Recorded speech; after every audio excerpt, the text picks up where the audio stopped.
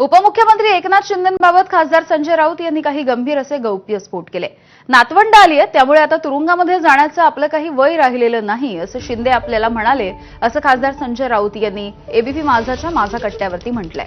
आपणही सोबत जात पक्ष सोडावा अशी विनंती अयोध्या दौऱ्यामध्ये शिंदेंनी राऊतांना केल्याची माहिती सुद्धा राऊतांनी दिलेली आहे। एकनाथ शिंदे हा माझा अत्यंत जवळचा मित्र, तो मला सांगत होता माझ्याबरोबर चल म्हणून। मी म्हटलं तू पण जाऊ नकोस, तुम्ही कशा करता जाताय?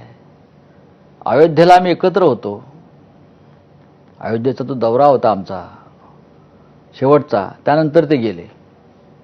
तेव्हा माझ्या खोलीमध्ये येऊन ते मला कन्व्हिन्स करत होते। पण म्हणजे तुम्हाला माहिती होतं ते जाणार हो। ते? पण मग तरी मला ते असं आहे की मग त्यातनं प्रश्न येतो की मग पक्ष गाफील का राहिला? नाही, पक्ष कशाला त्यांना जायचं? अहो, ते घाबरूनच गेले ना। मला ते म्हणाले की आमचं तुरुंगात जायचं वय नाही। मी पुस्तकात लिहिलंय बहुतेक ते, हे माझं तुरुंगात जायचं वय नाही। आता मला नातवंड झाली। मी म्हटलं आता मलाही नातवंड झाली, म्हणून की आता ज्या पक्षाने आम्हाला इतके वर्ष दिलं आहे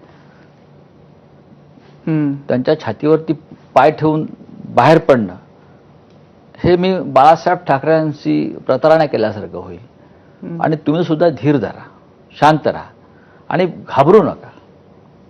आता हे जेव्हा मी सांगतो तेव्हा माझ्यामुळे पक्ष फुटला का? हे डरपोक लोक आहेत।